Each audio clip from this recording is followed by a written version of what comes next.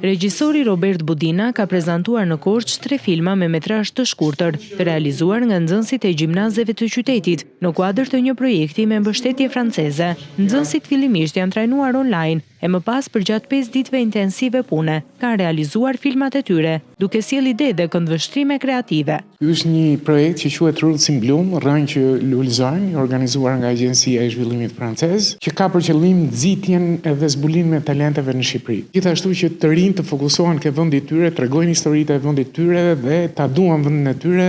Realizuam një trajnim online ku i mësuam si tregojnë historitë lokale, si ndërtohet struktura e një filmi. Pastaj erdhëm në Korçë për 5 ditë, i shpjeguam si përdoret kamera, si përdoren programet e montazhit dhe diskutuam për skenarët që ata na kishin propozuar. Realisht jam shumë i befasuar sepse niveli është shumë i lartë. Mund thosha që pa frikë që mund kaloj dhe profesionistët që janë në hapat e para. Kjo tregon që ne nuk jemi të aftë të zbulojmë talentet dhe këto projekte duhen patjetër për këtë histori, sepse ti mund t'i hapësh një perspektivë të rinjve duke i zbuluar ato gjëra që mbasi ai nuk i di.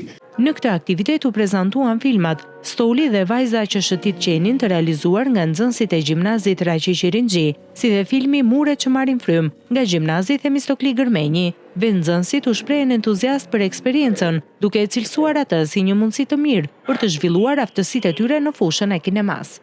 Ishin ditë të cilat mësuam plot gjëra, duke nisur që nga kinematografia apo kamera dhe se si xhirohet një film. Filmi im tregon për jetën e një vajze ku prindrit i ka të divorcuar dhe tregon ato pengesat që ajo has në jetë, si edhe jetën e saj dhe çfarë ajo përjeton.